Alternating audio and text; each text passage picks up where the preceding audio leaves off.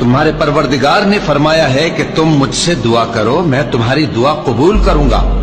बेशक अल्लाह लोगों पर फजल करने वाला है, लेकिन अक्सर लोग शुक्र नहीं करते। यही अल्लाह तुम्हारा परवरदिगार है जो हर चीज का पैदा करने वाला है, उसके सिवा कोई माबूद नहीं, फिर तुम कहां से भटकाए जाते हो। अल्लाह जो लोगों के लिए अपनी रहमत का दरवाजा खोल दे तो कोई उसको बंद करने वाला नहीं, और जो बंद कर दे तो उसके बाद कोई उसको खोलने वाला नहीं, और वो गालिब है, हिकमत वाला है। लोगो, अल्लाह के जो तुम पर एहसानात हैं उनको याद करो। क्या अल्लाह के सिवा कोई और खालिक और राज़िक है जो तुमको आसमान और जमीन से रिस्क दे? कहो कि ए अल्लाह, ए बादशाही के मालिक, तू जिसको चाहे बादशाही बख्शे और जिससे चाहे बादशाही छीन ले, और जिसको चाहे इज्जत दे और जिसे चाहे जलील करे।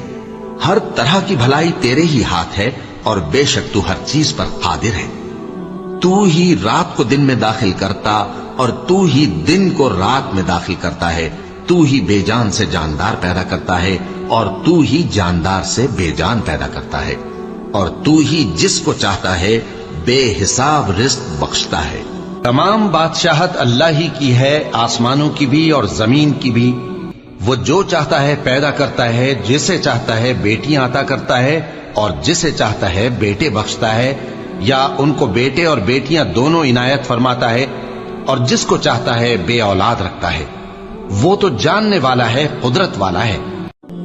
जिसने मुझे पैदा किया है सो वही मुझे रास्ता दिखाता है, और वो जो मुझे खिलाता और पिलाता है, और जब मैं बीमार पड़ता हूं तो मुझे शिफा बख्शता है, और वो जो मुझे मौत देगा और फिर जिंदा करेगा, और वो जिससे मैं उम्मीद रखता हूं कि क़यामत के दिन मेरा कसूर बख्शेगा। और अल्लाह ही तो है जो हवाएं चलाता है, फिर वो बादल को उभारती हैं, फिर हम उनको एक बेजान इलाके की तरफ ले जाते हैं, फिर उससे यानी बारिश से जमीन को उसके मुर्दा हो जाने के बाद जिंदा कर देते हैं।